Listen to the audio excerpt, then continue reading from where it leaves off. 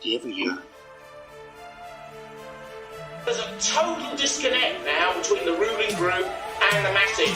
I hate psychology. Clear out. They're the same worm-like characters. Analysts. Fuck you with your stupid argument. They should not bother us. Democracy. All of this just works. But for the generations that are coming.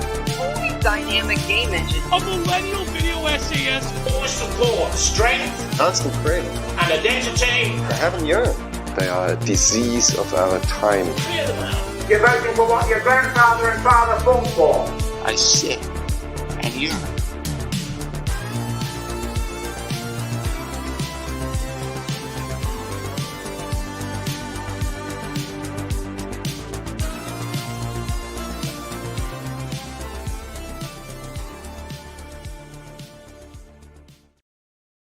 Welcome back to a new year of the Longhouse, the weekly show for the sensible centrist.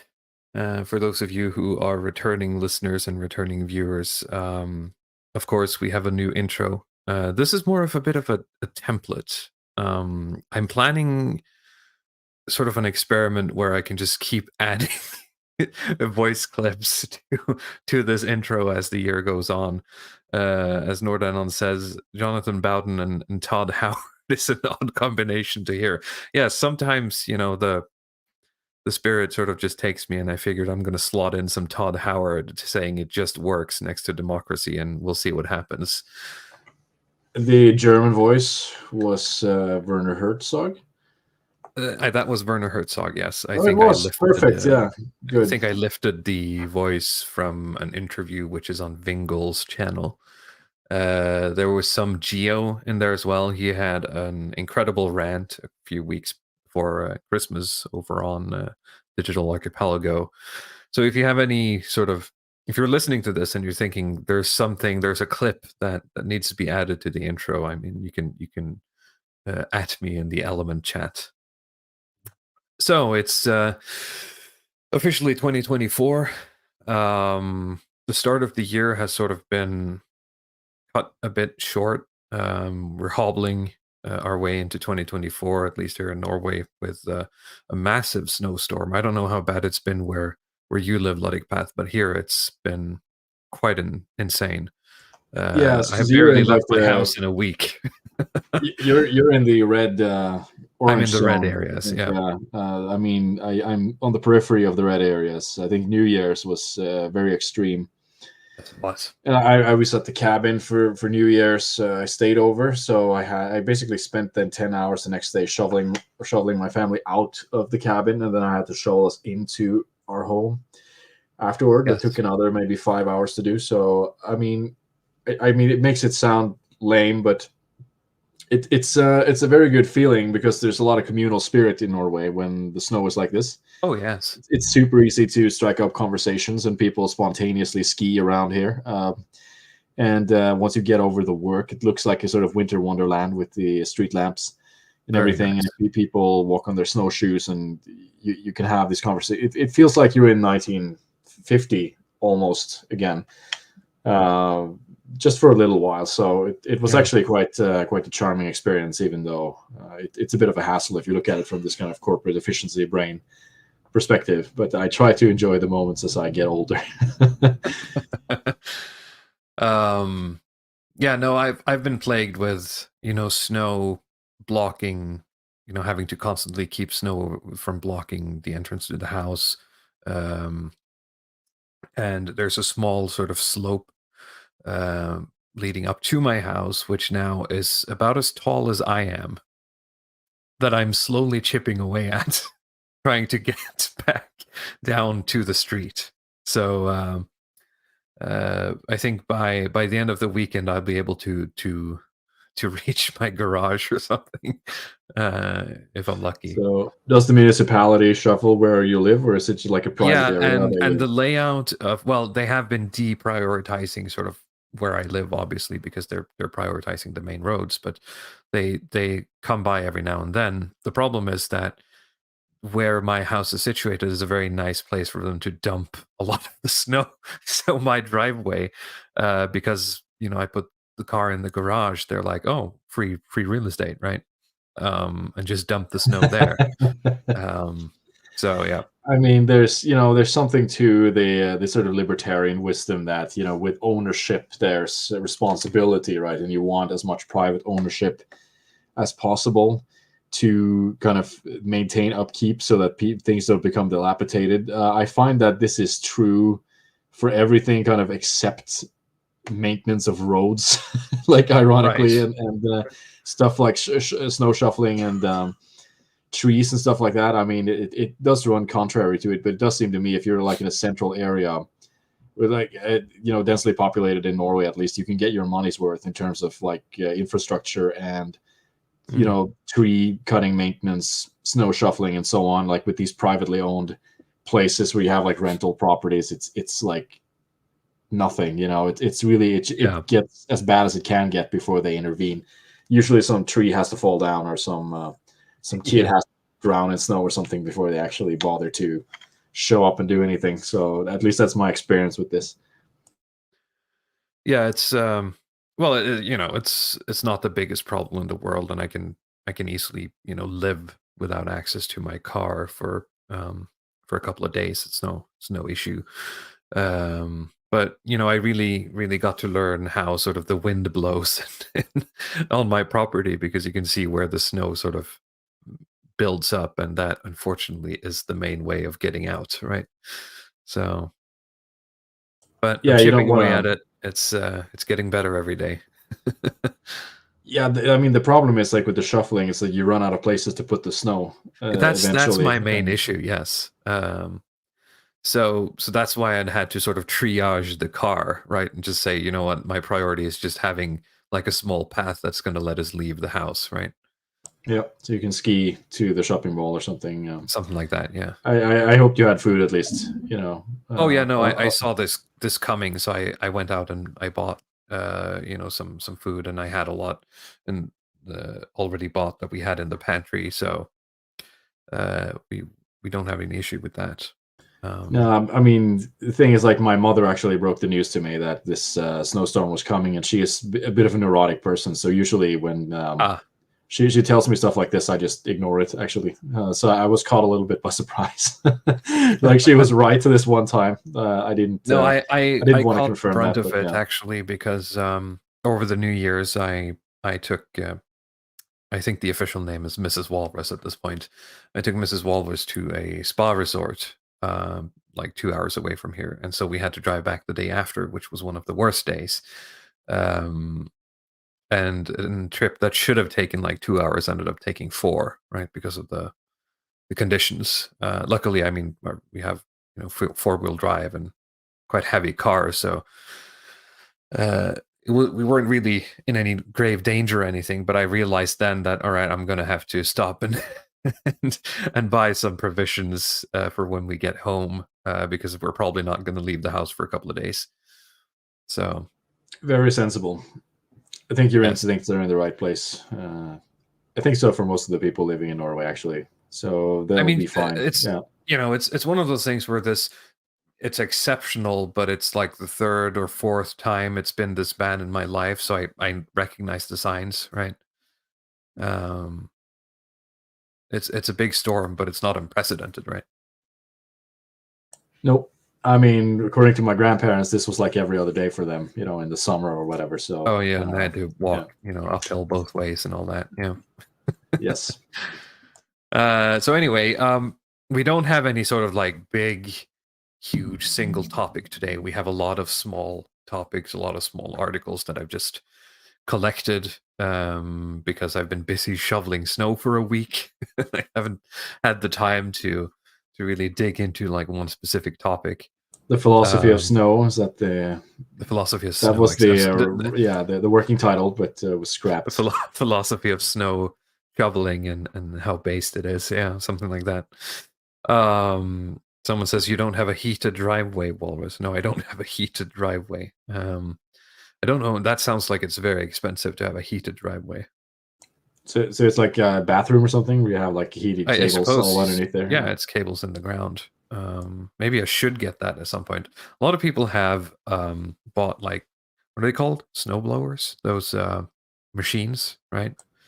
I saw some guy paying, I think it's going to be $6,000 roughly for one, which I'm thinking that's, I have it bad, but this is like once every 10 years. I'd rather That just spend a couple of extra hours. Yeah, that was my shoveling. thinking as well. I mean, by the time I got to thinking about buying one, I'd already done most of the work anyway. So I was like, yeah, whatever. It's like you said, it's like once every few years. I don't want to keep this heavy machinery stuff and pay the money for it for like one day. It has to be some other reason for it. But I am seeing like the people who have them, like they're making way, for in other places as well. Like you could clear up for your neighbors and just be a good citizen in general. So Right. I mean, I get the appeal. It's just that what do? You keep this thing around for like maybe 3 years. You don't use it, and then it doesn't work or something. And especially I'm just where really, I live, living down in the south, usually our winters are, it's mostly raining, maybe a little bit of snow, and then you get like 4 days in February where it's like a lot of snow. But it's like you get through those 4 days and you're good, right? So am I going to buy a piece of machinery for $6,000 that I'm going to use at most maybe once a year, right? yeah, and that stuff is going to occupy space, Exactly, and that too. all the time. As it is right now, it's stuck in my garage along with my firewood, which is a bit of a planning error on my part, is that we're running out of firewood in the house and I haven't made my way back to the garage with my little path yet. So hopefully by tomorrow I'll be back in the garage and be able to bring in some firewood. Yeah, fingers crossed. Because is it still snowing down there, or is it easing up a little bit? It is. They told us it was going to stop today, but it's a lot less than it has been. The problem is that it's slated to stay at like negative 10 degrees Celsius for the rest of the week, so the snow isn't really going anywhere. Yeah, we're approaching like Russian temperatures, I think, on the weekend here. So, but the snow has stopped, so at least you get a break. But it's going to just calcify the piles and the snow walls that's been erected. So I'm going to have to hurry and sort of carve out that path before everything freezes. Anyway, let's get into the old. Well, I'm going to start with one of the articles here, which is about. This is just a bit of fun about how you kickstart the new year. This is an interview with this woman. She is the Google Norway CEO, and she offers a warning and 4 tips on how to get the most out of the new year. So, the start of a new year is a good time to challenge yourself. What do you want to achieve during the next year? It is only when you know where you're going that you can decide on the way to get there. The destination can be anything from a specific sales target to a relationship that you want to develop or a characteristic you want to work on. By clarifying this and the path to get there, you suddenly go from having an ambition to having a plan. Note already sort of the HR speak here. Get ready your KPIs, folks. It's you got to ready your KPIs. Right, yeah. Of course, this is in a business newspaper, so I'm not surprised if that sort of, but it just sort of annoyed me the way it's being applied to sort of the New Year's spirit, I guess, is to sort of just HRify it, and we'll get into that in a moment as well with the quirk chungus, as we talked about before the stream started. So, drop your inbox. Building long-term plans, on the other hand, requires a breathing room and a strategic overview. You don't get that by staring into a screen. Therefore, my advice is to start the year by ditching the inbox. I myself find that at any time there are a number of tasks it is wise to do here and now. It is wise to do them here and now. After all, there is nothing as good as the time after Christmas holidays to help you feel useful again. But in the long run, I got a lot more out of letting the burning inbox burn some more. So this is for all of you guys with email jobs, by the way. It's part of the privilege of working mostly as a mercenary or a consultant is that I can 9 times out of 10 just ignore my email inbox because I usually just work with a single team, and everything else is just going to be spam from like IT. And I literally had the conversation before Christmas where someone said, like, do you never check your inbox? And I said, well, if it's important, they'll message me on Teams or give me a call. So I'm really bad at it. I don't recommend that anyone do it like me, but I'm just lucky that it hasn't caught up to me yet. Are you job stacking, Walrus? You're doing job multiple stacking, jobs, so you yes. just have to do the minimal amount of work on the inbox. I mean, Right. No, I'm just too busy producing. That's the problem. I don't have time to I don't know, it's message you guys on weird this stuff Outlook. with like work and communication channels, because you have the phone, or you have like the personal meetings. Somebody use this kind of Slack software, or chatting, Zoom or whatever, and the way people prioritize them is quite interesting. I mean, for me, I always thought like the email is a little bit more high priority than like a chat message, for example. But well, it depends on what your role is, and so. But I'm usually in a position where no one really sends me emails that are important, right? I mean, because I don't really communicate with the customers of the people I work for, right? I work for the people I work for, and they deal with the customers. So I never get like an email from the customer, right? Which is like priority 1, because that's not my job, right? No, I see what you mean, but I mean, I worked for a guy where I sort of learned this kind of get things done method or something, where you have like, you sort your inbox in with like multiple, you create these sort of multiple mailboxes, and you kind of sort emails after like stuff you have to do now and stuff you can do later, and things that are pending and so on. Like, and you use your inbox as a sort of taskmaster thing. But I mean, I'm not ignoring my email, even though I do that sometimes, but I'm trying to constantly just unsubscribe from newsletters and find rules to just, like, everything that I think is noise needs to be filtered out, so that when I get something in the email, I know it's something serious. Like, it's actually somebody trying to get to me and ask for something. It's not do that. It's not a newsletter or some kind of like automatic notification from some other software that you usually get. There's like, just get all the crap out, and you get maybe 2 or 3 emails per day that you can actually answer. I find that actually works, but I'm not sure that's what she was thinking. People just have very different approaches to the email. Like, I see a lot of people. Just a finishing comment. I see a lot of people who, I mean, I just look over at their screen or something, and you see like inbox, and they have the unread mails, and it's like in the tens of thousands or something. It's right. I mean, I don't know if this is your experience, but I've just seen a lot of people like that, where they have... I've seen a lot of people like that too, yeah. Just ridiculous. I can't imagine that helps with their cognitive load, so to speak. You might as well just drop the entire mail at that point, just get a new one. It's too crammed. You're never going to clean this up. Okay, we'll keep going. In the long run, I get a lot more out of letting that burning inbox burn some more. If you open it, it's easy to get overwhelmed by all the tasks that lie before you. There's always something or someone calling out for you, and it can be tempting to just set about solving problems as they arise. But it is important to take the time to think through what you want to achieve during this year. Rather, you should start like this. Therefore, feel free to start the new year by setting aside a few hours where you shield yourself completely from emails and other inquiries, and have time for longer thoughts about what is important to you in the new year. Feel free to take a trip to a completely different place where you know you can be at peace. So this feels like this is advice from a CEO to other CEOs. A good plan starts with deciding where you want to be at the end of the year. What do you want to achieve? What do you want your team to have achieved? Once you have a clear picture of where you want to go, you can start planning backwards from there. How are you going to achieve these goals? What steps do you need to take? What resources are needed? 4 tips for a good plan. Here are some tips for making a good plan. Number 1, be realistic.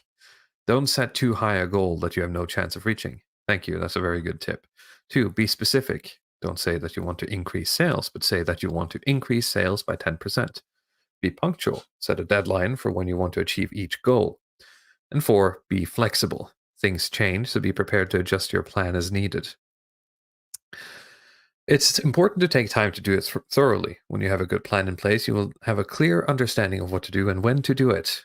This will help you stay focused and motivated over time. Good luck in the coming year. Well, so this is innocent enough. I just thought it was a bit funny. the sort of the angle of it. It's obviously meant a bit more for business, but it sounds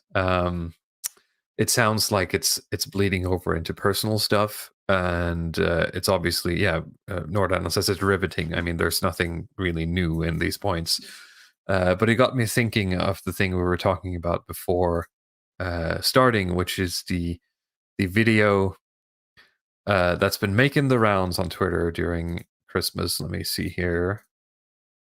Let me bring up my bookmarks on Twitter, which is this one.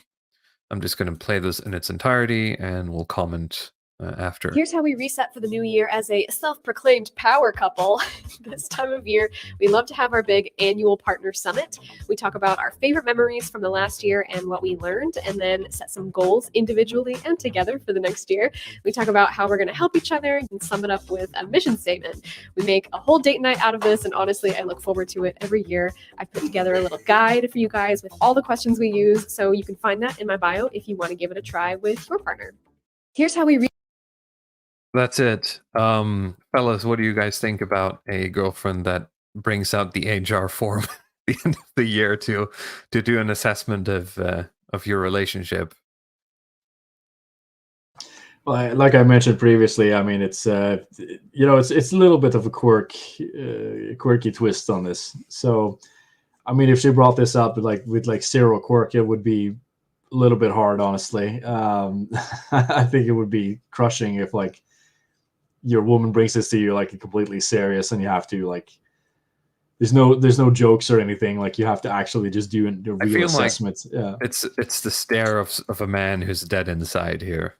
I have to but say. he was dead before he showed up, I think. I mean, enough. it's they posted the meme there underneath the quirk. Here it is. This it's one. Quirk Chungus and man child.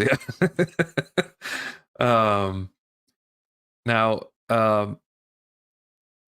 I showed this to my wife just for her reaction a couple of days ago, and she said I'd probably kill myself. And then she said, "Why can't you just talk together like adults? Like, it's okay to talk about your relationship. Why do you have to have a form?" But I guess well, this type I guess of that's the way these people are being raised, so to speak, right? Well, it's this kind of American millennial cringe style of just attention grabbing content. It's the type of people who do the Thanksgiving stuff are the same types of people who are into this. At least that's what, the impression that I'm getting. Yep. I don't know what you think. I don't know what to think. I just don't want to be anywhere near this. That's my what is it saying here? How to support Kristen. I can wake up early with her. I can have a more feelings check-in, which this is the most corporate way of saying I should talk to her more. Yeah, so here's your monthly feelings check-in. Let's see. Yeah. Diligent, it says here. Our unified vision for the next year. This year we're pursuing. I can't see what it's saying. Can you zoom or something? Can you just enlarge the? I don't know because I can't zoom. Well, maybe. Growth and rest. We're pursuing growth and rest, guys. Whatever that means. So they're doing something wrong. They're not being specific, right? Remember the 4 points. They're not being specific. They're working on business growth and connectivity or community, I think, as a team. And they will have weekly check-ins and accountability with routines. So, I mean, this is just a total corporate takeover. I mean, we talk about, Deleuzian deterritorialization and reterritorialization. I mean, the relationship itself has just become this weird HR meeting, right? Yeah, well, at least it's a sort of reframing of stuff that you do in a relationship as kind of HR stuff, which I don't see who wins from this, honestly. It just makes things. Well, maybe they do. At least she thinks she does, right? I'm not sure about him. I think he's just happy to not have to think about it, to be honest. He's just happy to be here. He's just happy to, he's happy to be here. He's just happy to be here. I wouldn't be able to take it, honestly. And if that means I'm leading a slightly more, messy life than he is, then so be it, I guess. Mine has more substance, I think. That was I really. mean, your wife is Sorry. not putting you on TikTok either, though. It's Well, that's also a thing, right? yeah. I mean, I don't know how much of this It's is the just other for way. I show, talk about but, her on the internet. She doesn't talk about me. Yeah. All right. Let's stop the. Oh, a New Year's resolution for the Longhouse: more emotes. That I should get on that. I should make some, or have someone make more emotes. I'll look into that stuff. That's a New Year's resolution for the Longhouse. Okay, so you sent me an article over Christmas which has to do with immigration. The number one milking topic, I suppose, here online. And well, first of all, this this picture is amazing.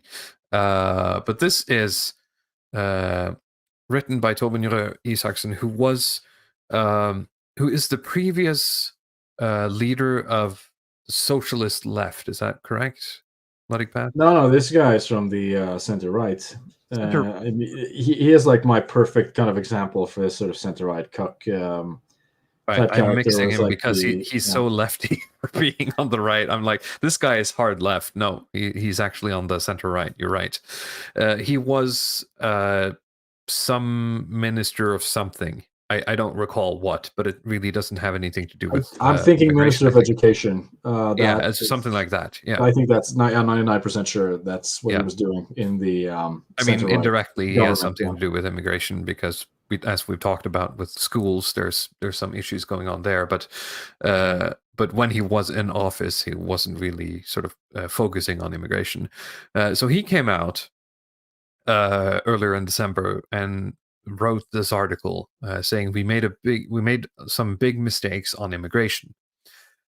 To understand why polarization is increasing, you can look at what has happened in the immigration debate. Last week, Sweden's former finance minister, Anders Borg, was interviewed in the newspaper Expressen. Borg became an icon with his ponytail and earring and sat with the state finances during the 8-year government period of 2006 to 14 of Fredrik Reinfeldt from the moderates and the Norwegian Conservative Party's Swedish sister party, which is funny because they're called the moderates in Sweden, and here they're called the conservatives. But moving on, we made big mistakes with immigration, said Borg. He takes a forceful stand against the Swedish open your hearts policy, whatever that is. I'm not going to get into that, but that's probably something horrible. We can't do this anymore, said a German politician in the center-right party CDU to the British The Economist, an obvious reference to the then Chancellor Angela Merkel's "We can do it" from the refugee crisis in 2015. Which is insane. I mean, we probably talked this to death, but still to this day, sort of the gamble of the Germans in 2015 to be like, yeah, this is going to be fine is literally insane. In the US, opposition to illegal immigration is one of the Republicans' key battle issues, in contrast to the early 2000s when the Republican President George W. Bush Jr. wanted a more liberal policy. It's interesting because the image I'm left with from pop culture in the early 2000s is that they hated Bush because he wanted to build like a fence or something in Texas. Was it? I don't know if it was related to immigration specifically. I think it's more about this kind of evangelical connections that he had. He had some anti-abortion sentiments, some religious freedom type of policies. It's connected a little bit to the sort of school choice debates and things like this, which it leads to this, this kind of like Richard Dawkins creationist owning cavalcades. And at least that's what I think about George Bush. And there's, of course, this kind of Iraq war stuff and the 9/11, which people think he did. And at least that's my impression of like why people, hated W. But in retrospect, it's so ridiculous. It is. I mean, it doesn't matter what like president that's like vaguely on the right is, like you look at how the left treats them. and the stuff Yeah. that they're upset about. It's in retrospect, it's always ridiculous, and it doesn't matter. Like, I mean, with Trump, you can sort of see that, you know, it makes more sense to be upset, but you know, the response is Yeah. never proportional. It never seems close to proportional to what's actually going on there. I forgot how funny Bush was compared to like Trump, honestly. I mean, Trump is a funny guy, but he's funny in a different way. Bush was actually quite funny, and he wasn't very good at speeches, but when you watch like either interviews or like talks he has with other people, he's a lot more sort of sociable. And of course, it's got the legendary "Watch This Drive" clip, which is just one of the hardest clips out there. But anyway, that's not really what I wanted to get into here. Theo Carter says they should do the full woke company style, promising accountability to all stakeholders in their relationship. Is mother-in-law a stakeholder in your relationship? And that's a good I'm going to point. I start mean, referring to my mother-in-law as a stakeholder. when you see how that works out. Yeah. Anyway, I mean, when you brought up that video, or you talked to me about it, I was thinking immediately that this was some kind of like polycule or some type of polyamorous situation where they were like, you had to rate where the every management was partner, necessary. you know, yeah, we need more management and I'm a record middle keeping. manager in the polyamorous relationship. Yeah. Yeah. Anyway, a more restrictive policy has also been pushed forward with the traditionally liberal Democrats. The change has also come on the left side of politics. In Denmark, Mette Frederiksen's Social Democrats only became truly competitive again when they stopped yelling at the immigration-critical Danish People's Party and started taking voters' concerns seriously. The result was a total restructuring of the social democracy's immigration policy. In Norway, the Labour Party did something similar, albeit more quietly. There's been a near 180-degree turnaround in the debate on immigration, that even the very liberal Sweden has had to turn around is just the latest example in this series. The immigration debate has for a long time been totally dominated by liberal voices. They've had three arguments in particular: morality, economy, and diversity. Immigration was morally right. The argument was a continuation of a worldview most of my generation knew from the early UN days at school. And, this is a reference to like a kid's movie. We were rich and successful, and so it was our moral duty to help the others. Immigration was also good for the Norwegian economy because we needed the labor, and an enrichment because it was an increase in diversity. Citation needed. None of these arguments are completely wrong in and of themselves. Well, I mean, you couldn't really be based, could you? You had to you had to slip that in there, right? Part of immigration. He always does this stuff, right? Yeah. But I mean, but even coming from my side, of course, you can say that there's some angle where this is correct, right? I mean, I'm not going to like blast all of them, even though the way that it played out in real life. I mean, an individual immigrant isn't going to collapse your entire society if he's actually a positive, you know. Yeah, I mean the moral stuff. It's sort of like, I don't know what you can say or not say about this. I mean, I totally get the point that it's like, okay, you have resources and you're a part of some kind of global society, so it's good to take care of people or whatever. It's totally like logically, it makes sense to think like this. If you just remove it from any of the consequences within that framework, it makes sense. Yeah. Yeah, the economic stuff also makes sense. I mean, it does depend on the quality of the immigrant and like the procedure. I mean, I'm not denying really on depends on the quality of the ingredient and your ability to make use of them, because the problem is that, you know, usually the immigrants that have come to Norway who arguably do have, say, higher education don't get to use it because, you know, we have weird stuff set up where they're not allowed to practice their, you know, medical license, right? Which, you know, okay, so that immigrant is now useless, quote unquote, in the eyes of society, right? You brought in a high value person that now can't be used, so they're now just a drain. Anyway, part of immigration is people on the run. Norway has a need for labor and has had a need for labor in the recent decades, and a certain diversity is something most of us appreciate. Again, citation needed. Even so, the arguments are grossly simplistic, and this was reinforced by the fact that there were so few dissenting voices. I wouldn't say there were few, but they just weren't platformed. right?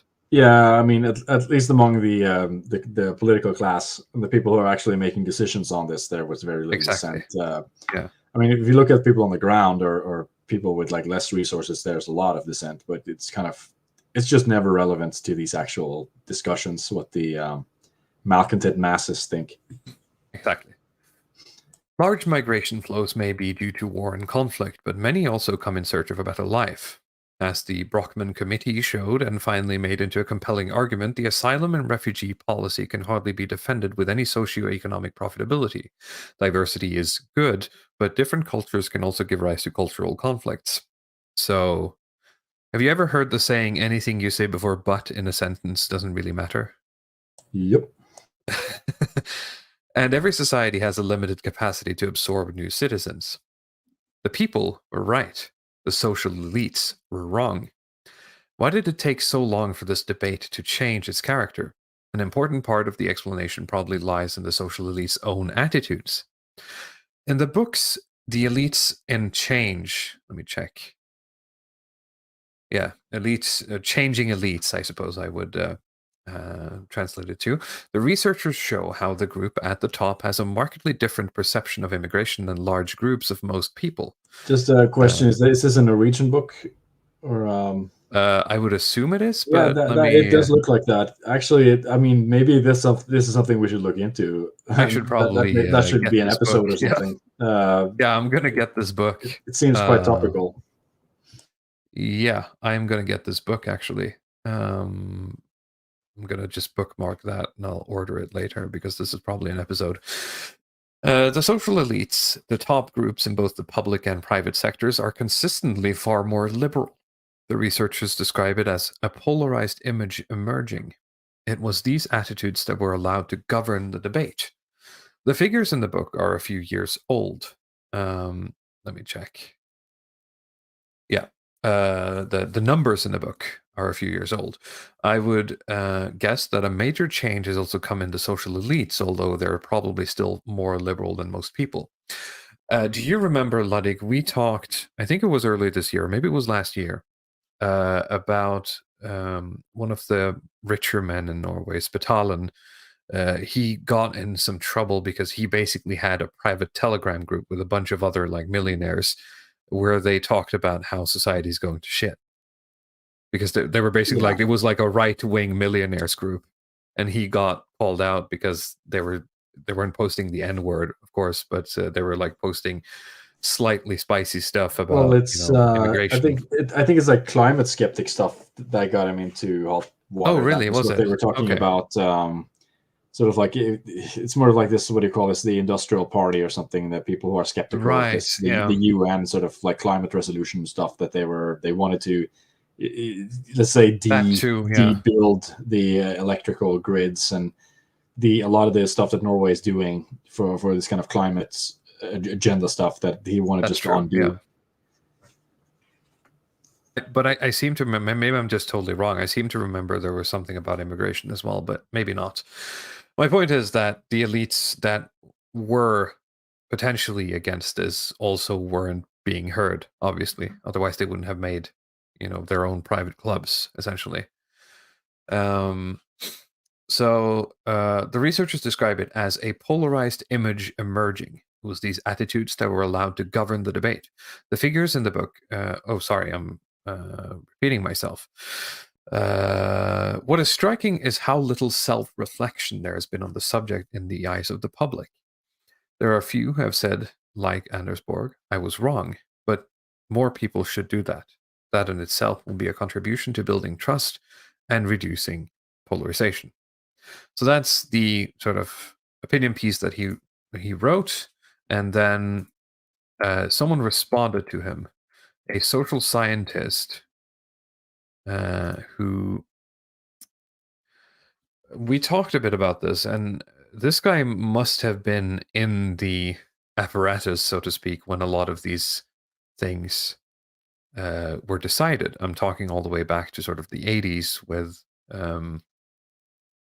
sort of the overall immigration policies. I need to confirm this, but given his position at some of those universities, I can't imagine he hasn't been consulted, at least at some point. But we'll see. He's speaking as if he was. At least Right. the article makes very little sense if he was not somehow part of the machinery who made these choices. Right. So he writes, who was really wrong about immigration, Mr. Isaacson? Most people, quote unquote, which is the saying talking about like the everyman, cannot be used as a crowbar for a stricter immigration policy. Torbjørn Røe Isaksen claims in his commentary that we made some big mistakes on immigration. He says that immigration has been far too extensive and the policy has also failed in Norway. The blame must lie with a quote-unquote social elite who have been far more liberal than most people when it comes to immigration. The immigration policy must become stricter and the social elites must admit that they were wrong. The elite. For those of us who believe that Norwegian immigration policy has been good and an enrichment for Norway, citation needed, it must be permissible to put forward an alternative conclusion. Quote, we were right. Isaksen claims that the elite's arguments for immigration based on morality, economics, and diversity have been largely unsuccessful. The report he refers to does not give grounds for saying that. Nor has the public immigration debate in Norway been characterized by any unison liberal elite. There were steep fronts between the right and the left politically, as well as among other elite opinion carriers. I don't have that same That's where the citation is needed, I think. Really big well, citation yeah. I mean, I set it up here as like a joke, but here he. I mean, I call this guy a GigaChad because he says that your sources are shit, and then he just starts ranting without providing any sources. But this is where I'd be like, okay, but what's your grounds for saying this, right? Yeah. Another sort of trick that he's using here, and I see this by a lot of authors, especially sort of like these left-leaning ones, is that he's using social elite in quotations at first, which is kind of implying like he's sort of laughing at the concept or sort of, putting questions he's to. Implying that it's a fake. It's concept, not. It's not really an elite or whatever. This is just some kind of emergent thing, and then he just goes on to grant that. Claim afterwards. Okay, well, yeah, it was after all. So I don't understand why you need the quotation marks in the beginning if you're going to grant that premise. But yeah. At the same time, the premise of immigration's, quote, socioeconomic profitability is problematic. A good immigration policy and increased diversity contribute to non-measurable qualities and a more robust society. Again, the citation needed. And how do we measure the value of, for example, immigrants' works in the care sector? I think that's very easy, my dude. That's pretty simple, actually. I mean, yeah. and of course, this guy's getting killed in the comments. By the way, I don't know why they left the comments open on this one because they usually don't. But how can you? I don't know how you make these claims with a straight face. How do you measure? It's a job. Measure the value? It's a job like anything else. You can literally just look at the costs of public health and then sort of just cross-reference that this is basics. Like this is statistics 101. We did stuff like this in statistics 101. That's the only statistics class I had in university, which is you get fake scenarios which could look like this, right?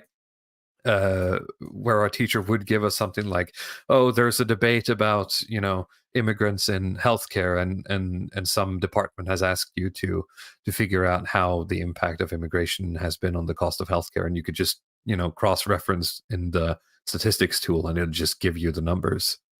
Now, of course, I'm leaning on the software and assuming that it's doing the correct thing, but my point is that this is mathematically quite possible and within our reach, my dude. We have the numbers. Like we know how many people brought in. We know how much money is being spent on. We know how many of them are working in the care sector. We know how much we pay them. You can track how many people they're serving, and you could probably do surveys on these people, how happy they are with it, and so on. Yeah, and if you want, you could probably as well track sort of how much we're paying them to work for the healthcare sector, how much money they're basically taking out of the system in terms of sort of like benefits or healthcare themselves, right?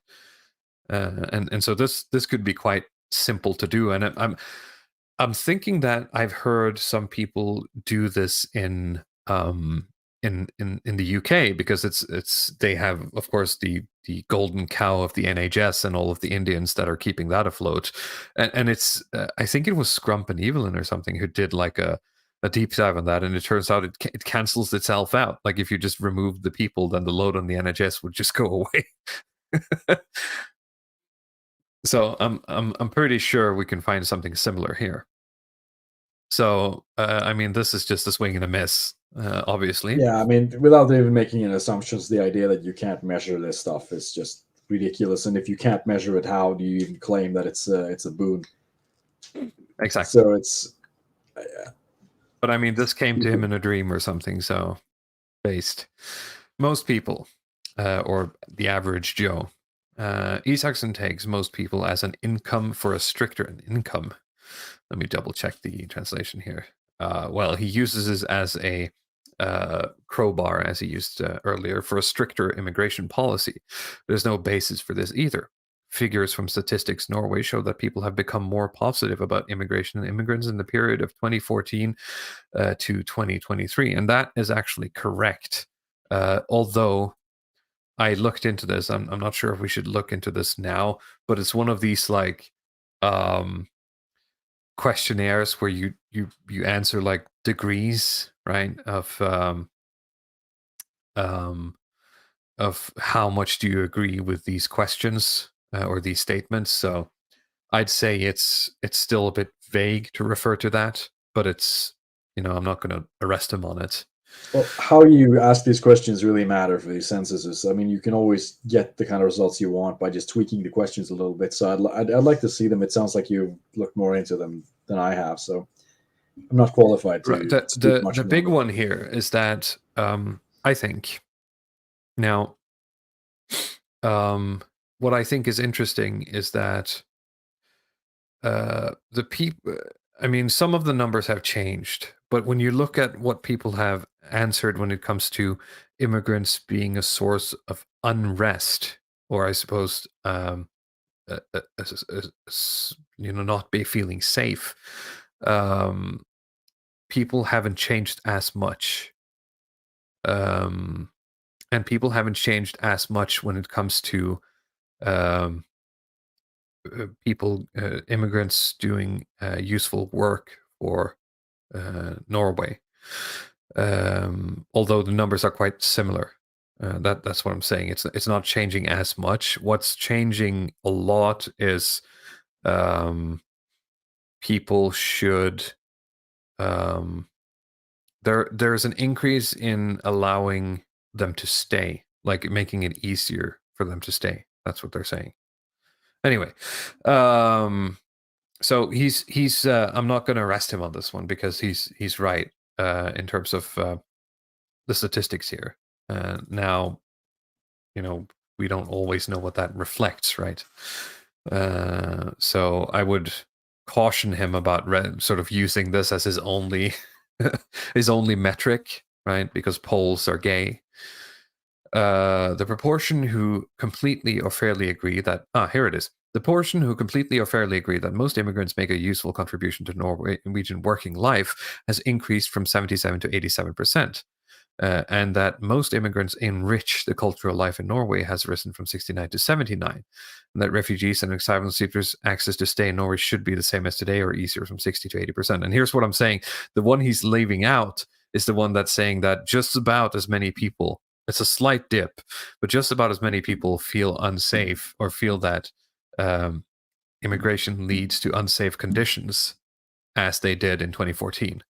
So that number hasn't changed. And it's interesting that he sort of, he's not really talking about that, but it's interesting that he sort of just skirts that one, right? Just sweeps that one under the carpet. At the same time, the proportion who believe that most immigrants are a source of insecurity in society has fallen from 28 to 14%. Oh, sorry, he's talking about it here. I'm not sure why I didn't see that. Is that correct? I didn't feel it was that big. Yeah, that is not correct. I don't know where he's getting that number from. Fact checking. Yeah, we should 28 do a to fact 14. check here.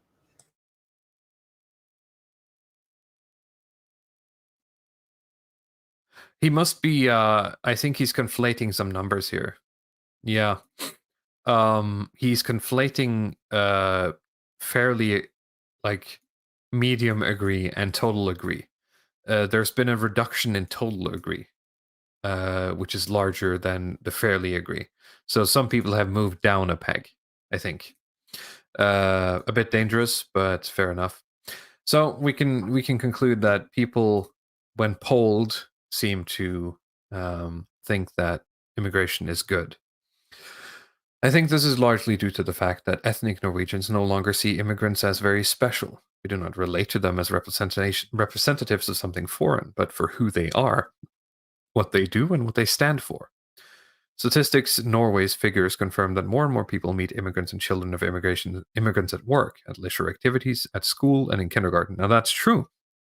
And I think if you look at sort of the average immigrant and the average Norwegian, they get along fairly fine. What we do get problems with is that every time every time something happens in another country, we have riots, right? And then they destroy police cars. And that's not something that the ethnic Norwegians do.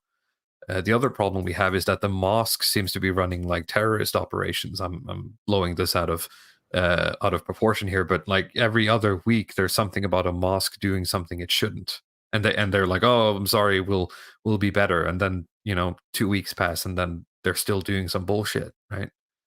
Yeah, and of course there are different ways to sit and handle these immigration waves and so on. I mean, Norway have not taken in as many as Sweden. They've not taken in nearly as many as the UK.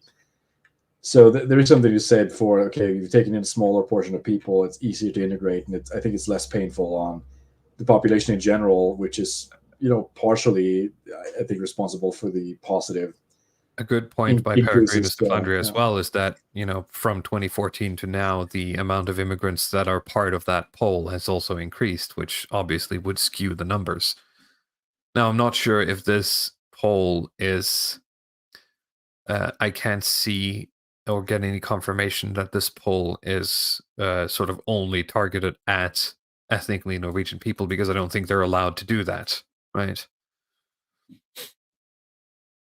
So, Statistic Norway's figures confirm blah, blah, blah. The problem, immigrants have also become more natural part of the public, with prominent positions in politics, media, cultural life, and other visible arenas. And not least, immigrants have become active in defending themselves and arguing that it's possible to be part of Norwegian diversity and at the same time be Norwegian. The average people cannot therefore be used as any sort of, what's it called, fulcrum for a stricter immigration policy, as Roy Saxon does. He should rather apply to parts of the Norwegian elite, including newspaper commentators. What is he saying? He should look to parts of the Norwegian elite, including newspaper commentators. I think he's talking about himself there. So that's that really. I can't really translate the comments. Sorry about that, but you said that he got slammed in the comments. Yeah, not a lot of positive feedback there. As is usually the case, right? I mean, whenever it's talk about the comment section, 9 times out of 10 is quite anti-immigration. Yeah, I mean, you have the censuses, but you can look at the comments, and people who read Aftenposten, they're typically not like it's not a right-wing newspaper at all. But it used to be. Look at the feedback, though. Yeah. Look at the feedback. I mean, if you talk about how people in general feel about it, you can look at the comments, and they have votes, right? You have upvotes on these, so you can see which ones are popular. 400 people upvoted this.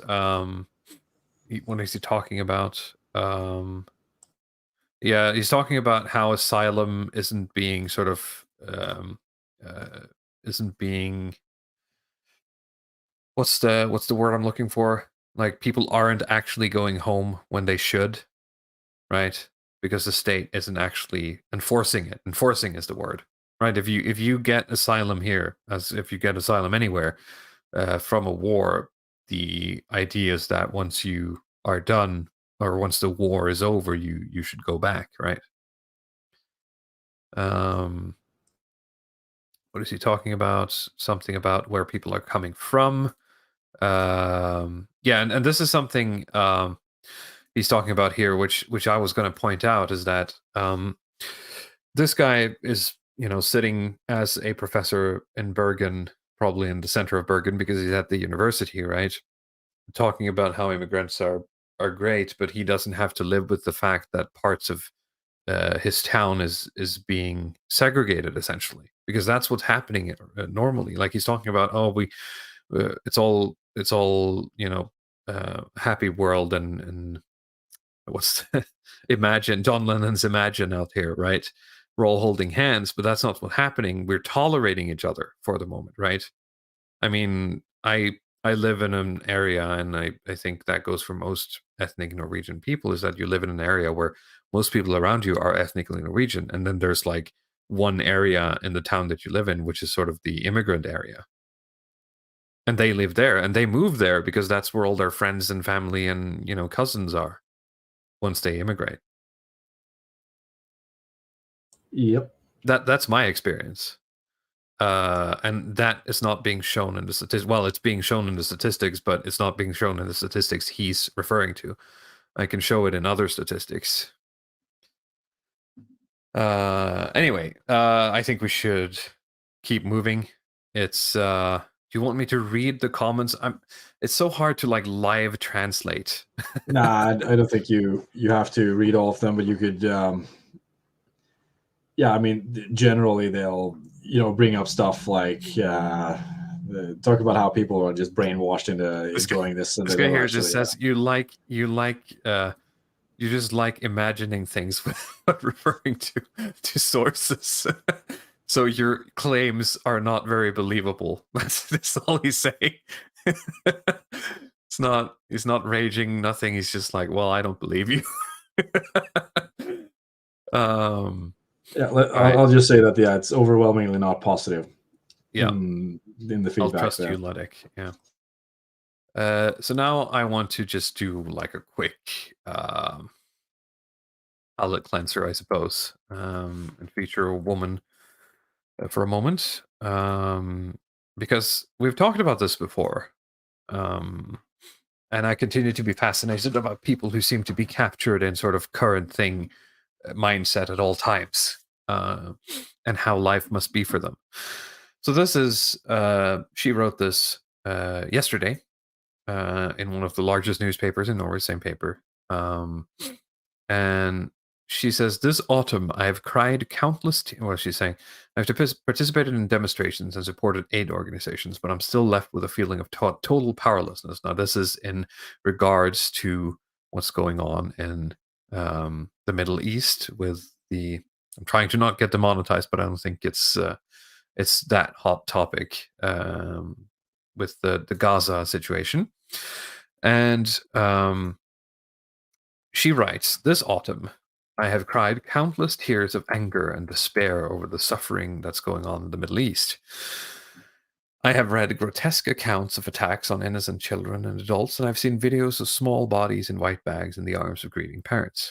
It is unbelievably brutal, like a film that many people can barely bear to watch fragments of. It's just that it's real, only that we actually have to see to understand. This woman is most likely a pro-Palestinian. I would be so happy to help, but I've participated in demonstrations and supported aid organizations, but I'm still left with a feeling of total powerlessness. I sit far away from the decision makers. I have little influence on international diplomacy and no capital to give as much as I can. So I'm writing this in the hope that someone can tell me what I can do to contribute, and to pass on the question to our political leadership, which actually has some international influence. Can you help me help you? I know that you've tried and that much is already too late, but it's still possible to limit the damage. And I don't know. It's I just can't put myself in the mindset of this person, and it's something I've talked about with my wife a bit recently, about how many times I talk to women and how casually they sort of refer to them just crying over things. And I'm not trying to blame them for it. I'm just saying that, we live in completely different worlds at times.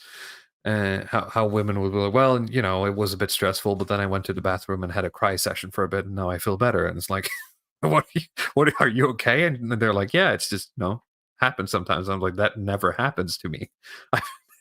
Like, It when was shouldn't. the last time I cried? Must have been at like my grandfather's funeral, and that was more like the, it's not the full on bawling. It's the the manly tears of death, so to speak. One tear that just rolled Right. down. No. As you're lowering the casket, right?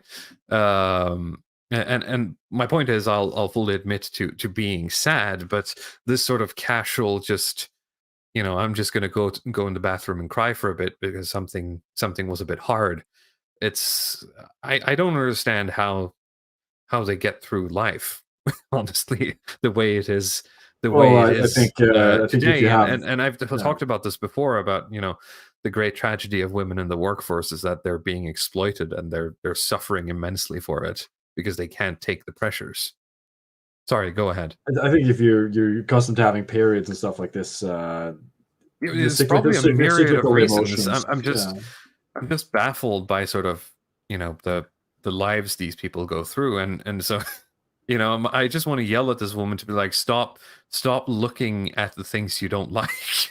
Right? There's nothing you can do about this. Why are you making this so difficult on yourself, right? Well, I don't know. What is our advice for this woman? She could. My do you think advice she'd be is that interested in like traveling down to Palestine? Yeah. and, Okay. Sure. Yeah. The next step, you've done all that, great stuff. The next step is actually going there. But I would rather, for your own sake, just walk away from the screen, right? Just put it down a bit. Go do something else. In fact, there's a lot of people, because of the current economic situation, I'd rather that you help out at local shelters or like food handouts, etc., because there's a lot of people right here that need your help. And this is something immediate that you can sort of, local people that look like you, that act like you, that think the same way you do, and they need your help because our state is fucking retarded and can't feed people anymore. No, So I did read I'd this rather you do article that. about this kind of actually like you have a lot of these richer countries, say like Norway and Switzerland, and they have just been really bad at catching people who fall through the cracks, especially like from the lockdowns up until the Ukraine, like the interest rate hikes and so on. There's been a lot of people who's been going on not just welfare, but they need like the equivalent of food stamps, and they get like these food boxes delivered to them. It's been like a marketable increase in Scandinavia in general, I think. So It has, yeah. of course, it's something you can do, but I don't think it's as kind of sexy as Palestine for these women. Of course, it's not. But if you actually want to help people, that's something you can do, right? And you can actually help people who literally probably live next door to you. Like, why wouldn't you do that? Why isn't that the most important charity you can do? Is help someone, help literally, the biblical your brother, right? Your fellow man.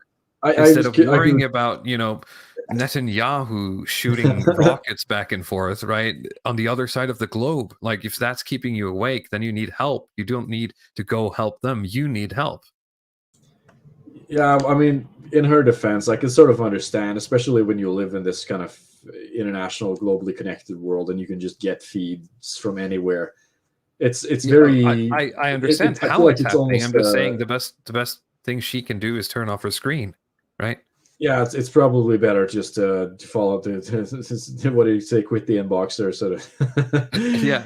Just stop reading your emails or something. Try to get away Stop from reading that your emails. stuff a little bit. Hopefully, she'll get to do some snow shuffling and be able to just get a break from that kind of stuff. But it is. I don't want to totally discount this stuff because I do care about international stuff as well. It's just not the same that she cares about. I mean, I'm also interested in the Israel-Palestine. There's a difference between interested and being emotionally invested to the point where you're this into sort of where you're this emotionally invested in something that you actually cannot affect, right? Yeah, in that sense, you have a point. I'm going to concede that one completely. There's no reason to sit and cry. If you want to this, help, as I said, there's a lot of people who live near you, who have the same values as you, who have the same background, the same ethics, the same whatever's, right? Who actually need your help, and you can help them. And Yeah. they're really, the people who do this would love to have you help. There is some of this Buddhist or Hindu wisdom in the sort of concept of karma, right? When it comes to the Israel-Palestine stuff, that the stuff that's happening now is the result of things that have been going on for a long time. It's the Sure, karmic yeah. wheel that's moving here, and it's not something that your tears are going to fix immediately. Like, this has to be able to play itself out, as brutal as it is, and without the constant attachment. It's just not helping. The tears. Your tears are not an argument. Is that the We can Molyneux bottle them byline? and send them to a small Yeah, child in tears are not Gaza. Yeah, arguments. Yeah, you could probably you could do that, and they'll send you some tears back or something. I mean, maybe. Yeah. but I guess it's sort of genuine. There's a genuine moment of clarity in this for her, because I think a lot of people are just stuck in this cycle of like performative crying on social media and stuff, but just realizing that, okay, it doesn't actually do anything. And I think for a lot of these lefties now, they've experienced that usually the stuff that they want to happen in the world has happened. They're like, it's a bit of a spiritual crisis, maybe. Yeah, they're Nordanon crying says, about stuff, and okay, then that stuff goes away because it's just the arrow of progress that's going through or whatever, moving towards absolute equality and peace. But now it's kind of stopping, with the Ukraine stuff, and like the bad guys are winning all the time, and like they can't really do anything. It's like the simulation doesn't flow as it used to, so they have to find ways to cope. That's kind of what I'm seeing here. Nordanon says religious faith should fix this. If she were a Christian, she'd say a prayer for peace, trust that God will handle it, and go on about her day. In a sense, I do agree. As I said, this feels like a bit of a spiritual sort of crisis, right? More than it feels, more than anything else, and maybe with another faith than the current thing, she would have been able to weather that storm. But I don't know. Yeah, I don't know. so. This just fascinated me because I'm like, I can't imagine how it must be living like this. Honestly, that's just it. That's the only thing I have. Yeah, I mean, I'm not crying my eyes out in the bathroom all the time, but I do remember, like, from say 2016, it's been a bit of a roller coaster with a lot of international events, including stuff that's happened in the US and I can other certainly, countries. Yeah. In the same sense, you can have ups and downs, like when you have sort of, you get the sports team sort of effect, right? When your guy wins the election in whatever the place, right? You get like you have a tiny yes, and if he loses, it's like dang. But it's never to this level. That's the thing. It's never that personal. It's never that emotional. It's more of an interest instead of an investment. Yeah, and growing up, you should be able to take a step back from the immediate personal nature of these things to a kind of secondary role, especially when you're not involved as a first person in these things, or if you don't have relatives involved here. There is something a little bit weird about it, to be honest. But that is just the kind of, what I think is like this leftist psychological defect. I was thinking about it today that, I mean, like, you have the based grugs, right? The people who complain about immigration. You have a lot of people who lack resources and they lack IQ for various things, and they have like their sort of ethnocentric or parochial views that I think comes from a healthy place. But then you have these sort of lefties. They do not lack for intelligence and they don't lack for resources, but they just seem to have these complex mental deficiencies that lead them into these stuff like this, like crying over Palestine or communist utopianism, or this kind of nonsense that they always get into. And right. I mean, I know this, like, this liberalism is mental illness stuff. It's like this PragerU byline, but there's something to it, I think, especially with like modern leftism in Western countries and the people who get into it. There's some aspect that I think could best be explained by just collective mental sickness, and just almost as a value-free statement. I'm not just saying this as a polemic. I just think that's probably the best tool to understand it. Mm.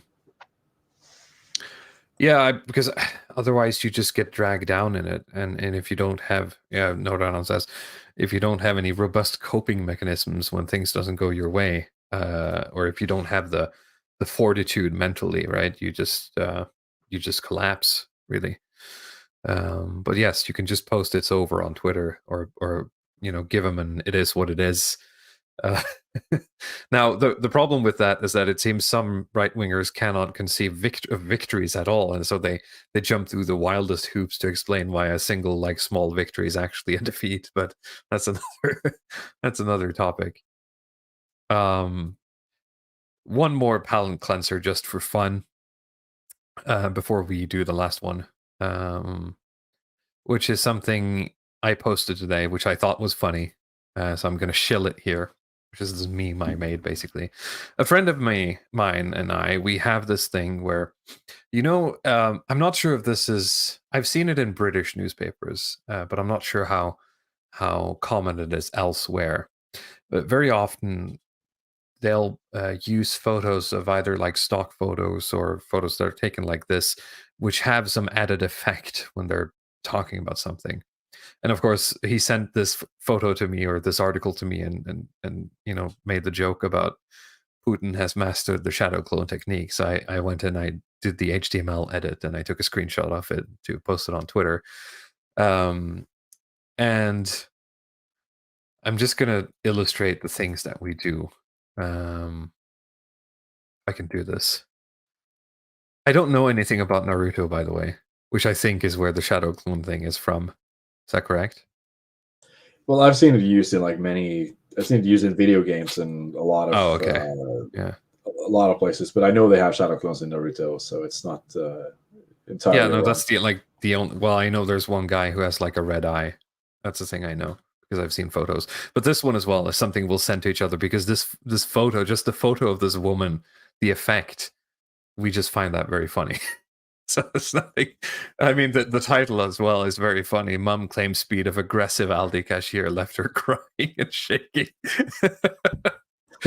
Just with the speed of the force of 1,000 suns, just hurling the groceries at the woman. So, I mean, if you find any similar photos, post them in the Longhouse meme channel on Element, and you'll get a chuckle from me at least. Let's see here. Where's the final article? The final two, actually. Here we go. So, hatred of Jews is a symptom of a deeper rot in our culture. Now, I want to say, before we start reading this, right, that life comes at you fast and all that, and it's funny how, I knew before I even clicked, right, that when I clicked on his name, I'd find something that's kind of like standard. Somewhere I'd find him complain about some woke stuff or something, right? I just had a hunch. And wouldn't you know it, the previous article he wrote right before this one, well, it's half a year before this one, is J.K. Rowling is being cancelled. Oh no, cancel culture shit, right? and now he's writing about, we can't cancel the Jews, guys. The anti-woke, yes, exactly. I just, I had a hunch and I clicked, and it was too good not to include it. So let's read this. I don't know how good this article is. We'll see. When a society turns against the Jews, it is always a dangerous signal. Hatred of Jews, the world's oldest hatred, is on the rise. He's not going to call you back. BB's not going to call you, dude. In recent months, it has shown. I was thinking about the sort of quote, the sort of canary in the coal mine thing. It's like, well, Jews are the canary in the coal mine. It's like, bro, Jews are the coal. I think you got your metaphors mixed up a little bit. In recent months, it has shown its hideous face in the streets, in the workplace, in schools, universities, and on social media across the West with a force and on a scale hardly ever seen since he mentioned the K Night in 1938. My dude, it's okay.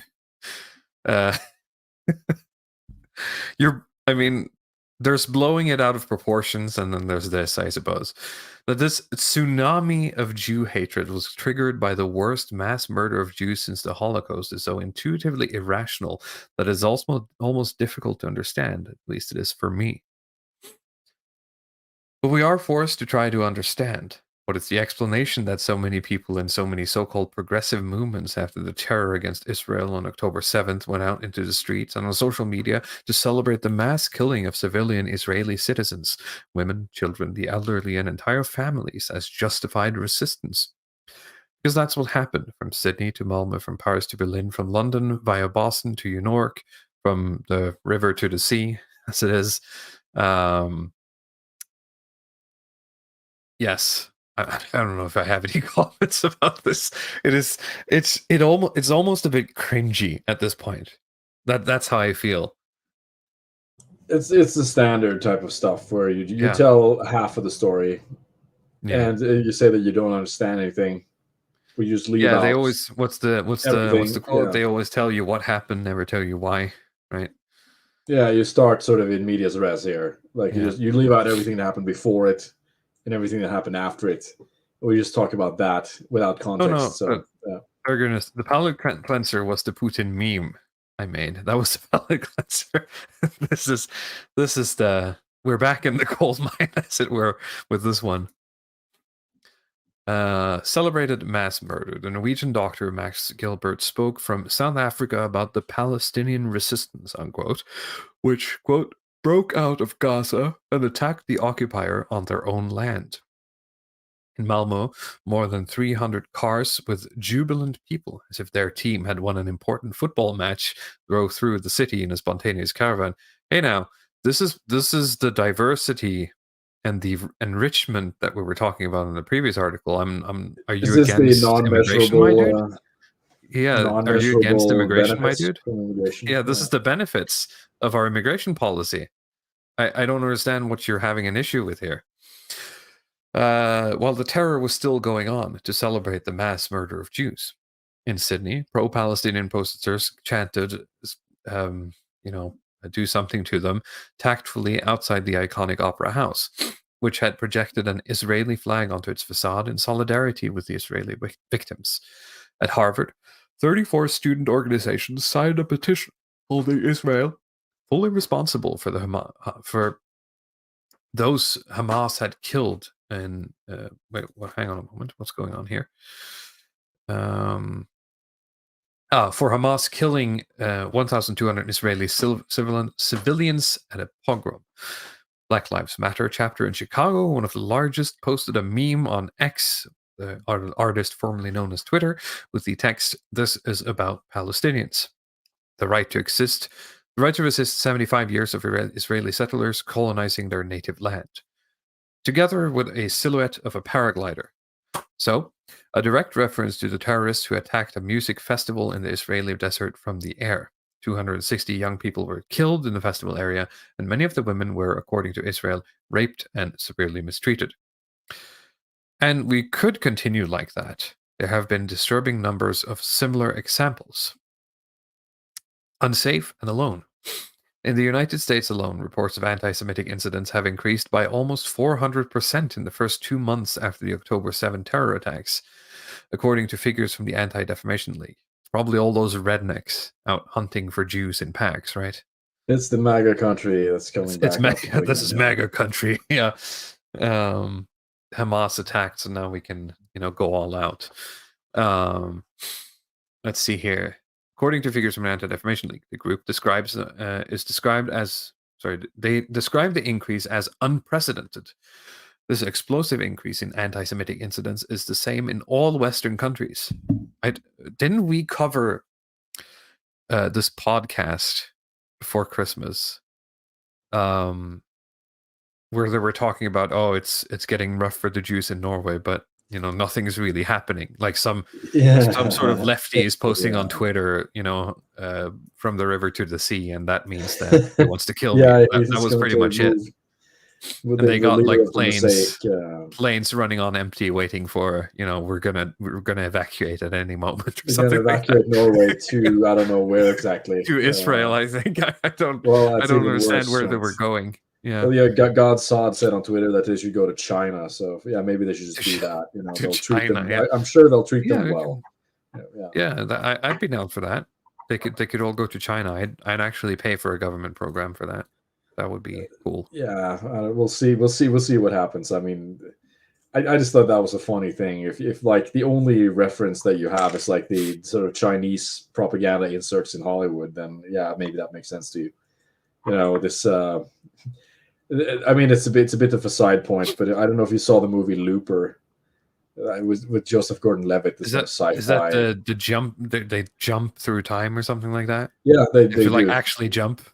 And he has he has to like kill himself in the future or something. Like that's it. Yeah, right. That's the plot. It's like you basically do some jobs, and then you have to your future self has to kill your past self, and so you close the loop. But it's like I think like the Chinese government basically paid huge sums just to have like a line put in there that says that he should just try to escape to China instead of going to Argentina or something that was originally in the script.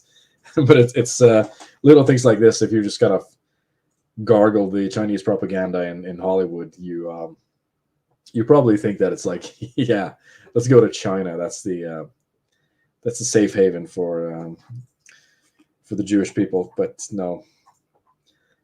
But yeah, let's go on with the article. Let's keep going. In Norway, too, Jews report escalating anti-Semitism. We feel unsafe and alone. Now, this is back to what we were talking about earlier last year. Or late last year, about a lot of these things that Jews allegedly have been dealing with. Again, allegedly, and just so it has been said before, and so that what is he saying? This has to be said before I go on, so that there are no misunderstandings.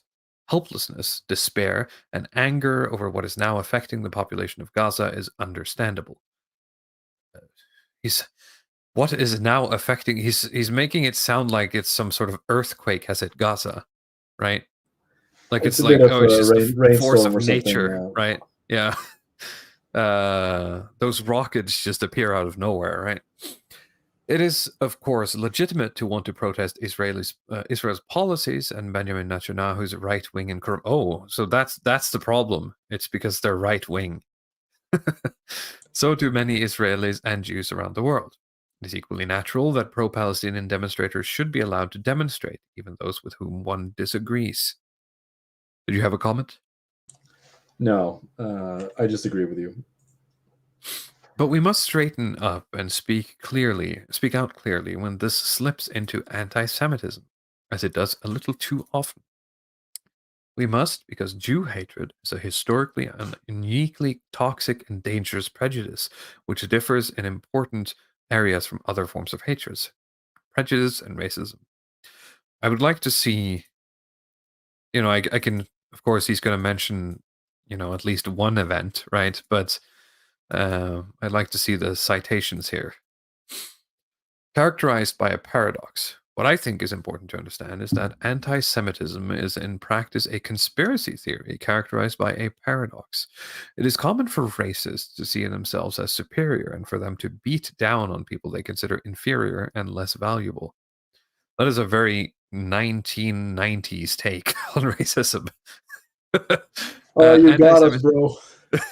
Damn. We're just going to quit now. Yeah, this is completely fair. So, you can have my country. It's fine. Yeah, it's anti-Semitism. Morgan Freeman quotes or something like, some celebrity quotes that are floating around on Facebook in the early 2000s about this is how racists think or whatever. That's just you racist, bro? Are you sure you're not really the mad paradox about yourself? They invented this paradox. There's no paradox there. You have people who see themselves as victims who want to fight back, and you have, let's say, people who were if you're a part of a colony or something and you're a supremacist, and that's something different. But when it comes to the Jays, then it's with the Palestinians, it's clear that they see themselves as being stepped on, right? There's no paradox there at all. They don't see themselves as like superior to Israelis or something. They think they're victims, So, but What I don't know. think is strange Yeah. is the way, the sort of the language he uses, and even though it's been run through like a translator, I sort of see it in the language he's using, is that he's described all of these protests, right, and all of these reactions and people celebrating, right? And it is quite clear that the people celebrating are Palestinians, right? Who are living in Western countries. But once he's talking about this, his language, and maybe it's my fault, but I'm sort of reading between the lines here, and it seems like he's conjuring up these skinheads, these white guys going around. Do you see what I'm saying? Yeah, the feds. Yeah, the way he pretend to be sort of skinheads, yeah. words this, right? Yeah, I don't think it's the Palestinian guy who's like living in Norway is considering himself, you know, a supremacist, right? That's not the issue here. The anti-Semite sees Jews both as a subhuman and as and themselves as superhumans. As both as subhumans and as superhumans who control politics, the media, and the economy across national borders. Yeah, okay, but what if we just if you just ignore the first one, right? If we just concede the first one, then what, right? What are we left with? It's not really a paradox at all. I mean, Again, it's an invented paradox, as you said. This isn't real. You just made this up. Soviet communism branded Jews as bourgeois and capitalist fifth columnists who would not be trusted. Next stop was often the Gulag. Well, I wonder why they did that. The Nazis saw the Jews both as subhumans who polluted the blood of the pure Aryan race and as powerful economic and political super manipulators who were responsible for Germany losing World War I, being plunged into economic chaos in the interwar period. We all know where that ended. The Great Replacement Theory. In today's US, the far right accuses Jews of betraying white America by conspiring with black, brown, and Muslim groups to open the borders to illegal immigration. This is what the torch-carrying far-right demonstrators in Charlottesville meant in 2017 when they shouted, "Jews will not replace us," in front of a synagogue in the city. This delusion is at the heart of what is called the Great Replacement Theory, a conspiracy theory that has partially become mainstream in parts of the Republican Party. It's not true, bro, but it's good that it's happening, right? On the other hand, the progressive and intersectional left accuses the Jews of having too much success, too much power, and too many privileges. Oh no. So we're accusing them of the same thing. That's what you're saying here. Yeah, both sides of the aisle are accusing them of the same thing, and literally, this you is just just this kind of painted like one as the evil. Yeah, center right brain diarrhea. That I've read this like 1,000 times already. The same version of this crap. The center right is gay. It's gay and Jewish, and they're always wrong about everything. So it's just baffling. Yeah, it's not deep. It's just like this kind of standard talking point. It can't. Of course, I assume there's like no comments allowed under this, but well, I can check. I don't know. I don't know who he thinks. There are comments. Oh, there to be are honest. comments. Wow. But it seems to have been. There's very few comments. Yeah. Oh no, this is a very new article. This is fresh. This is actually like. This was posted today, and half an hour before we started. So. This is a very fresh take. Well, it's time to jump in, guys. I do think they would be have it moderated a little bit, but it's I mean, this is sort of a typical thing where they will talk about, well, this is a conspiracy theory. They don't say anything else. It's like, okay, well, you don't actually explain what it is or if the claims are true or not. No, because it's a conspiracy theory. That means, don't pay attention to it. I mean, is it true that like Jews are conspiring or they're working with blacks against whites? Well, I'm not. I'm just going to leave that there. I'm just going to say that that's what they believe in, and we're just going to move on. We're not even going to address that fact, and we're just going to assume that you agree that it's wrong. It's kind of like I'm just putting it here. I'm not touching it with a 10-foot pole, but I call it a conspiracy theory, so. You know what to do, right? The fact that Jews are also assumed to support the Israeli state, which is often not entirely wrong. What do you mean by that? means that they are perceived as representatives of Western colonialism. Bro, you referred to an article in which Jews are saying we should probably just go back to Israel because we don't feel safe here anymore. and Israel is our home. So I don't know what you're on about, right? This is where the far left finds common ground with Islamist anti-Semites. It is extremely important, stated, for example, the mother of a modern gender theory, Judith Butler, in 2006, to understand Hamas, Hezbollah as social movements that are progressive, which is on the left, which is part of the global left. It is difficult to imagine anything less progressive than violent Islamists. The fact that so many activists on the left still get lost in this question is probably a consequence of the theoretical basis on which they've built their movement. Well, yes, that, and, the friendship rockets that Israel keeps sending and Gaza keeps sending back and forth. That's probably part of it too, filled with confetti. Well, I mean, it's only, if you think about it, like it's only white leftists, but a lot of it is driven by this kind of third worldist sentiment, right? And it's completely, a lot of these people see communism just as their own form of nationalism or sort of liberation in a sense. Right. So it's not inconsistent at all. It's like this standard, like James Lindsay brain stuff that he's just writing here. It's just. Well, so it is inconsistent, but it's been settled for so long that it seems like it's just calcified, right? Blah blah blah. Dehumanizing. Intersectionality is the name of the big idea of today's progressive left. In its original version, this is a fairly reasonable idea. This guy, I'm getting real mad because this guy is turning this into like it's the wokesters. They want to take away J.K. Rowling. He's starting to sound like Movie Bob. In its original version, this is a fairly reasonable idea that certain forms of social oppression are connected with other forms of social oppression. The problem is that in the practice of identity politics, it often ends up constructing a caste system where the moral value of different groups is assessed according to how much different groups have suffered throughout history. My dude, you're the one who keep referring to how the Jews have suffered in order to bolster your argument of how we should judge Jews morally today. You did that like 4 paragraphs ago. Well, it's like I'm actually just getting upset in sort of like a technical way because this guy's just ass at writing. Well, it's just he just has to talk about, it's like you're trying to impress your friends or something with like I've read the James Lindsay book or something. I'm going to tell you about intersectionality. Have you heard about intersectionality? Shut up. It's not even that relevant to the point of anti-Semitism on the left. Like, I don't understand. It's just funny that he's like contradicting himself, 4 paragraphs apart, and he can't see it himself either. So, well, he just goes back to the same. Like, this is like the center left, the center right stack of just like the standard talking points that you have to go through, and you have to crowbar them into. It's just very annoying that he's doing it sort of live. Yeah. Being a victim lifts you up on the hierarchy, while power and privilege drag you down. One would think that Jews would do well in this competition, but that's not the case.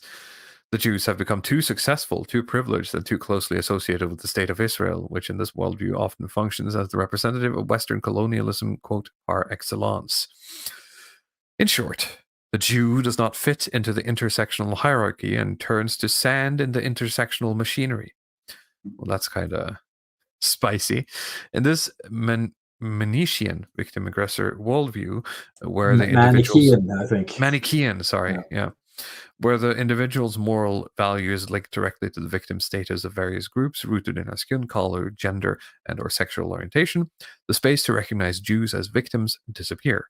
In the worst case, this leads to dehumanization. It is the consequence of this view of humanity that we have seen play out in the wake of the terror on 7th of October. It explains why, in recent months, elite American universities have been plunged into an existential crisis from which it is still uncertain whether they will emerge without lasting damage to their reputation.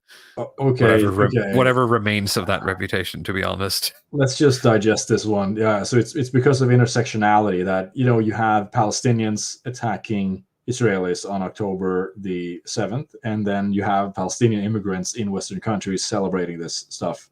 It's because of intersectionality. It's not because they're Palestinian or they have some kind of like common gripe or they're Arab or something, or they feel like and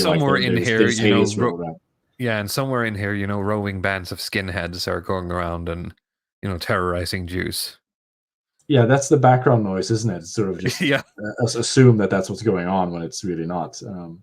Where am I going with this? Okay, yeah, good. Yep. Let's see. Convenient scapegoat. Where am I going with this? 3 locations, or 3 points, I guess.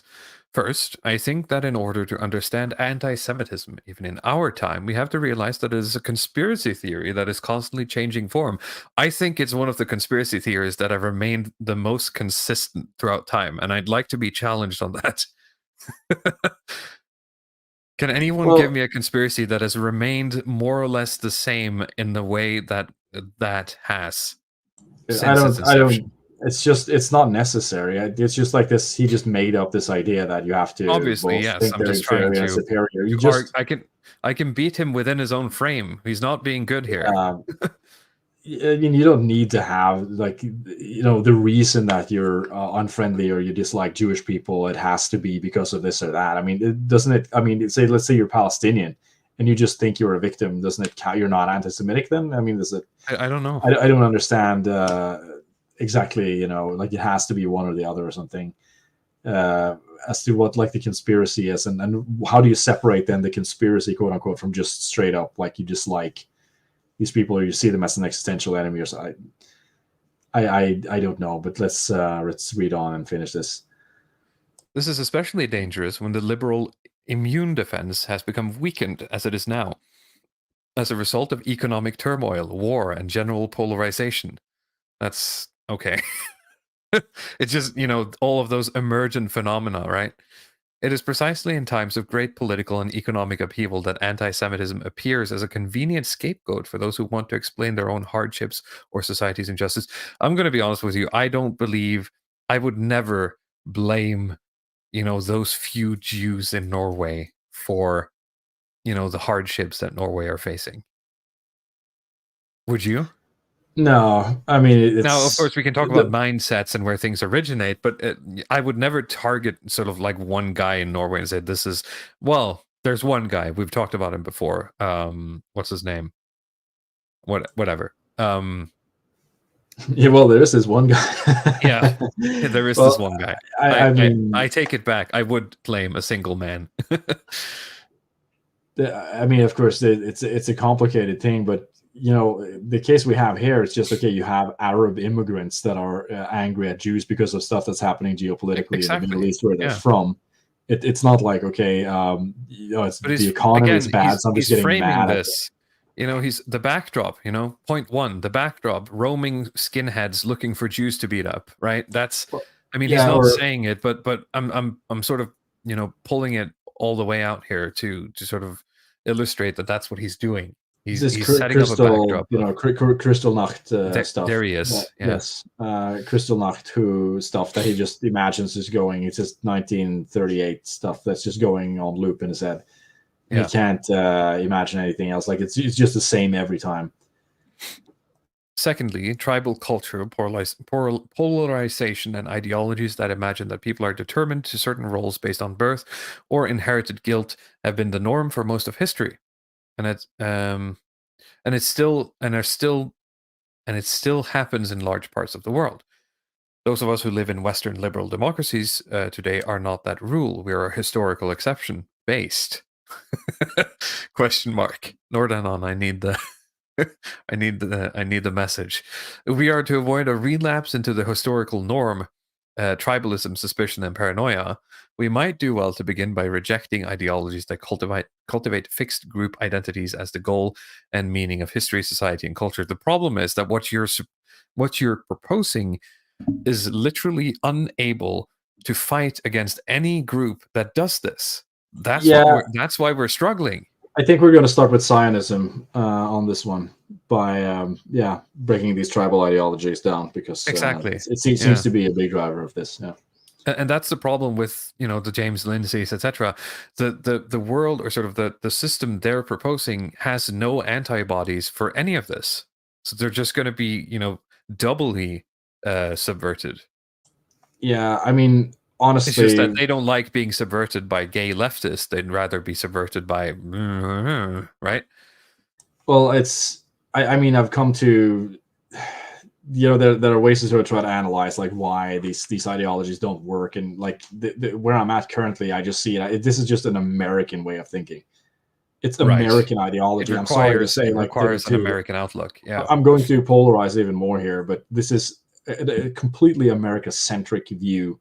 Where keep posting these memes on Twitter, where it's like you sort of think that history is basically, you have the good people who are on or right wing who are on Prager University, and they believe in small government liberalization, and then it's like all other political systems Right. that who's this guy? I think it was Dave the Distributist who retweeted him, Artistic Layman or something. I'll just quote his tweet here. Communism, globalism, corporatism, and distributism are all the same thing, different forms of socialism.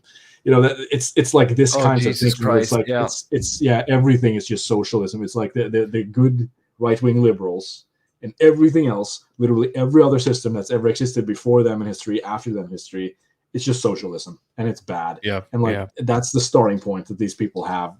And you're a patriot or you're not a patriot. And and like taking on this view, particularly as like a Norwegian citizen, it just becomes even more retarded because you don't I think live that's inside why of I'm that kind system. of disgusted by this guy when we get down to it, and you really put it like this guy is a Norwegian talking to me like an American, and that really infuriates me.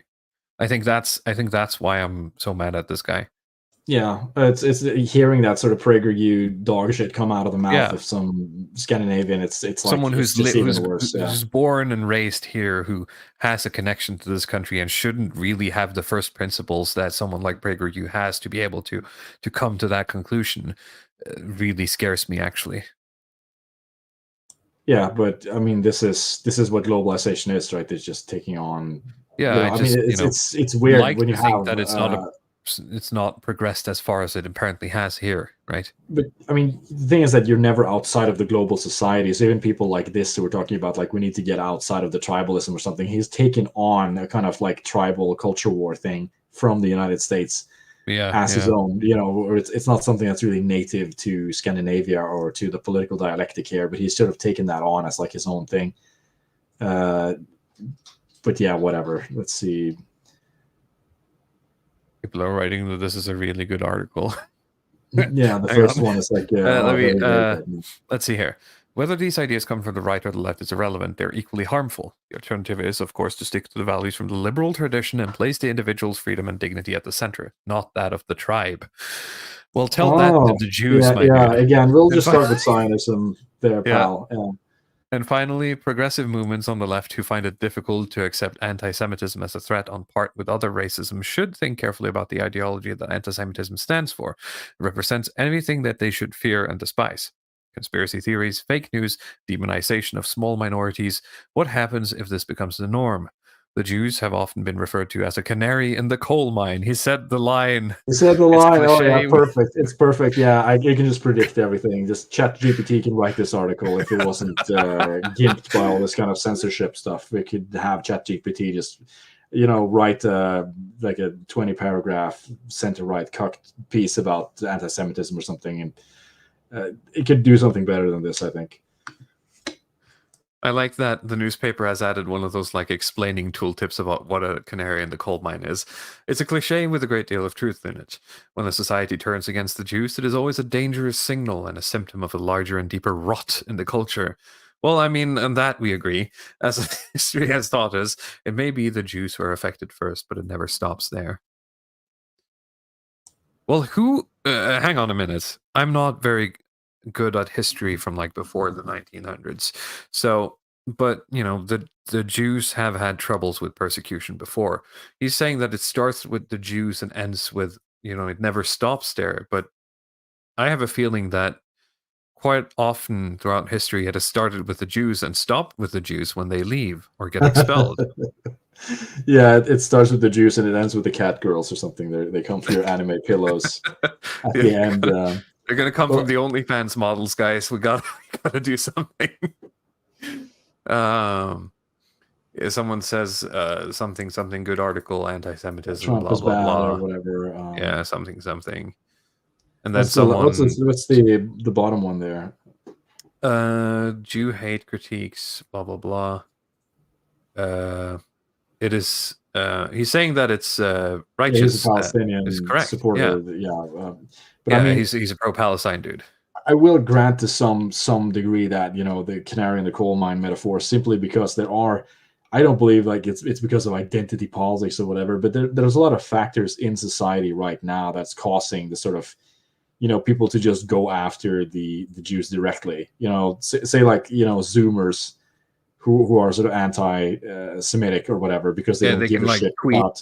at Benjamin I mean, Netanyahu. ideally, if society functioned, or like these institutions functioned, they would have been instilled at least to some degree with like respect for the Jewish plight or whatever. I'm not saying that's a good thing, but if it functioned the way it was supposed to, they would have had that historical context. They don't, and that's like part of the reasons that they don't really give a shit, or they just completely they don't care about the big H event or whatever. And Right. it's not because society has gotten smarter. It's because they've gotten dumber. And I'm again not saying it's like it's a good thing that it's like this, but there are factors here that are sort of, it is a symbol of sort of kind of decline when the it just gets so blatant as like the way it is now. Even though in some sense I kind of agree with it, and I'm a part of it, but there's a kind of like unsophisticated style to this, that really is the sign of some what you'd consider societal rot. That these things come together usually. Exactly. Yeah, but it's not for the reason he thinks, unfortunately. Yeah, that I agree too. Nathan CJ Hood in the chat here says, "Good day, Norse Mafia." I'm not sure what the Norse Mafia is, but for those of you watching, tomorrow at roughly the same time as the Longhouse runs, we will. I will be on Nathan's channel doing our episode 2 of our Dark Souls discussion. Mostly because we felt we had so much that's sort of so many stones that were left unturned that we wanted to do a second round, and maybe we'll respond to some comments we got on the first one as well. We'll see. So please check that out over on Nathan's channel tomorrow. Well, yes, I understand that we are the Norse Mafia. I'm just curious if he was referring to something specific or if it was just being funny. Peregrinus de Flandria for €2. Sorry, euros. Sorry about not bringing you up earlier, but I figured that it was better to maybe get this out at the end. He says, "Any predictions for this year?" I hate doing predictions. Lottie-Path, do you have any predictions? Yeah, the interest rate will either go up or stay, I think.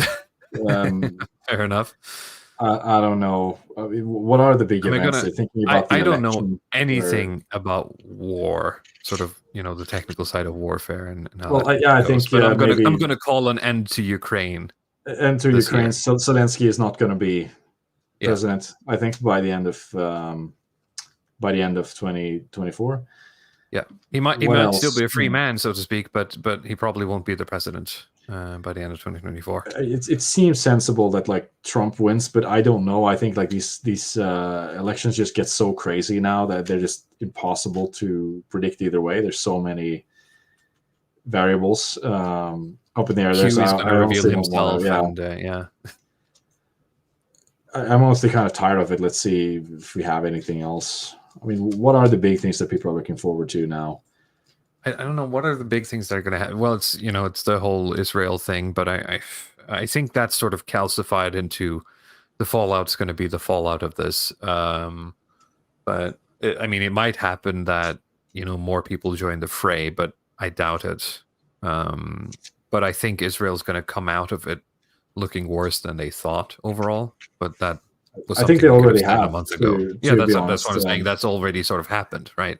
Yeah, So- I mean the again, you can buy stocks in anti-Semitism. It's probably going to go up. Yeah, Like yeah. this article is saying. I mean, in that case, he is correct there. I mean, this Oh yeah, stuff will no, just he's not become more wrong blatant, on yeah. the what. He's wrong on the why, right? Yep. Yeah, I guess those are my predictions. I haven't thought that much about it, to be honest. No. All right. Well, will the woke be put away? Well, that's actually interesting because the woke being put away is one of those things where I personally think it could go either way, right? But I'm leaning to the side of, well, it's not sustainable so in a technocratic sense, it's not sustainable, and thus it will be put away. Also, it's one of those things where having well, I don't have time to catch the shows as much anymore, but having been sort of like an, I guess you could say, avid watcher of AAs for a long time, I've sort of learned to recognize in myself, so to speak, when I know that, okay, he's talking about something where I should probably just take his word. And the woke being put away is one of those where I'm kind of like, okay, I'm just going to go with what he's thinking here, instead of disagreeing with him. So that's just one of those moments where I'm like, yeah, I think he's right. Yeah, I have the same feeling. I'm actually almost a little bit more confident. At least I think like the Club of Zion is going to do everything they can to put the woke away at this point. If they succeed, I'm not sure. I think they will make a very, very big attempt at doing this now. I think that Academic Agent's analysis on this is correct. But I've seen these sort of discussions he's had with like Charles Haywood and Aaron McIntyre. There are and times I don't when wanna... AA rolls out a model, and I'm thinking like, okay, yeah, sure, whatever, right? But he's been on this for a very long time. The octopus in conjunction with being the woke being put away is one of those. I said, I just kind of like, yeah, I'm taking your word for this. You have more, intellectual weight and time to put into this than I have. So, well, I mean, his reasoning behind this is completely sound. The fact that it's agitating and alienating too many people, and like the best way to do it is just try to roll it back to the point where people can tolerate it and still buy into the system and they retain power. It's completely sensible. It's completely in line with everything else they do, right? That's the thing. I completely reject the kind of Charles Haywood ideas about like this kind of like Hegelian left ideology or something that's just always going to move leftward like this. I just totally spit out this kind of Moldbuggian idea that everything's just moving left. What's the Leviathan idea? The Leviathan swims slowly, but he always swims left. It is kind of BS, to be honest. It's there's no inevitability there that this has to just go leftwards all the time. I don't believe in pendulum theory either, but like I just don't have any confidence in that idea anymore, that things just have to go leftwards. It requires a lot of gymnastics and a lot of stretching in terms of how you define leftward movement, and a lot of the stuff that's happening that's sort of being classified as woke that I don't think is woke. I don't think Trump being taken off the ballot is a woke thing. There's a lot of these things that just aren't. Anti-Trump sentiment is not inherently woke. In my view, I think that's a problem too. When I see, I saw a stream with him and I'm blanking on his name. Jesus, Aaron McIntyre. And I'm getting the feeling that that there's word games going on in what woke is, and I think McIntyre's off on what is woke, or sorry, on what isn't woke. And as you said, just because they take Trump off the ballot, that doesn't mean woke has won, because I don't see that as part of it. Well, I mean, let's say like the Jays putting blacks front and center that are just going in white people's faces, that will be taken away. No, but that's to me, that's woke, right? The aggressive edges the of woke that stuff going to put away. is going to be rolled away, and you're already seeing that with like the Claudian Gay. Exactly. Resignation and that kind of stuff. That kind of stuff is just not sustainable in the long run. It's way too alienating, and it doesn't mean that they're super friends now, but they have to try to contain the energy here, because it's really getting out of hand. And like it's like diffusing a nuclear reactor or something. Like people are just getting too angry, and the best way to do it is just to allow a little bit of pressure, a little bit of casual racism, a little bit of 90s stuff. It's a completely sensible way to approach this, and I don't believe that they are some kind of bound by some kind of political dialectic where they have to keep doubling down on this stuff until the new Caesarite dictator arrives or something. It's no, I'm off that completely. I think they I mean, the only thing that I can see not working with this is if we find out that there's something we haven't accounted for, then make sure that there really aren't any brakes on this train. But as far as I understand, there's no problem in either breaking or even backing up a little bit if that means you're still staying on board, right? Yeah, I mean, When I say it's you, I mean like just the average Joe, right? it's very hard to maintain power if you're not cool, or if you're Exactly. not funny, or just people don't like you in general. You could be annoying for a while, but it does tend to wear off quite quickly. And it's not really like I'm trying to say And populism that's sort works of or the something. scary But part is that from where I'm sitting, I see it as a distinct possibility. Not only that, it's also, you know, the thing that, or sorry, it's not just a possibility.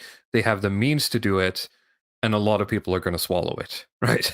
And that's the real power here, is that not only could the woke be put away, but they have the means to do it, and most of society would accept it. And yeah, that's they the real power. absolutely will. No doubt in my mind That's that the they real will scary thing, right? swallow this. That Yeah. after everything I've grown up witnessing, essentially, right? Because I'm 30 years old now, and you know, it's been a political journey the past 15. I can't really turn back, right? No matter what happens, I'm not going to be able to unsee or unread or understand the things I understand. But the amount of people who will is frightening, right?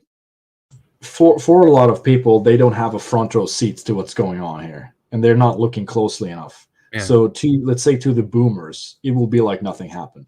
Like, say, Norwegian boomers, they did not have a front row seat. They were not the main audience for this woke crap, and they didn't get this stuff like shoved in their face all the time. So they were not even that aware that it was going on until it was being shut down. You know, so to them it's just like a little bit of turmoil under the surface. And I think that's the way it is for a lot of people who are not paying attention, is that it's sort of, okay, there was a trend maybe in like from 2012 to the 2020s with there's some, you know, a lot of these black movies, and they had, you know, they were replacing white actors with black actors, you know, that's weird and whatever. And they had gay people in movies. They're not going to connect this to any larger power struggles or you know, political analysis or anything like this. It's just some trend that was like, those, you know, they'll think that this was popular, you know, like these movies like Moonlight or whatever, like that was just popular at the time. It was just fashion to have blacks everywhere, and then it faded out. You know, it's like a pendulum or something. I assume that's where how they're gonna explain that if they go that far. And then the buddy cop movies are going to come back, and it's all going to be great. Yep. You know what? If you want a canary in the coal mine for that, when what's his name on YouTube? When Critical Drinker sort of falls off YouTube because people aren't watching him anymore, that's when you know the woke has been removed. With when the woke goes away, Thoroughly. the anti-woke goes away, and that's going to be great. Actually, that'll be like the best part, is getting rid of the anti-woke stuff. Weirdly enough, to say that. Strangely enough, yeah. All right, we've been streaming for way too long. Honestly, we're still aiming for the 1 hour 30 mark, but we're almost at 2 hours. So I think it's time to end the stream for this week. Again, tomorrow night I'll be on Nathan CJ Hood's channel, and about the same time as today, we'll be talking about Dark Souls and the lore and sort of philosophical implications of the lore. And until next week, I don't think I have anything specifically planned yet for next week. So we'll see you then, and we wish you a good weekend. And for the occasion, since we are in a new quote-unquote season, I have produced an outro that we're going to be playing from now on. So, Luddic Path, before we go, do you have anything you want to shill? Yeah, pay attention to Praxarchy. We're getting an exclusive article from Jay Burton really this nice. week. So check that out.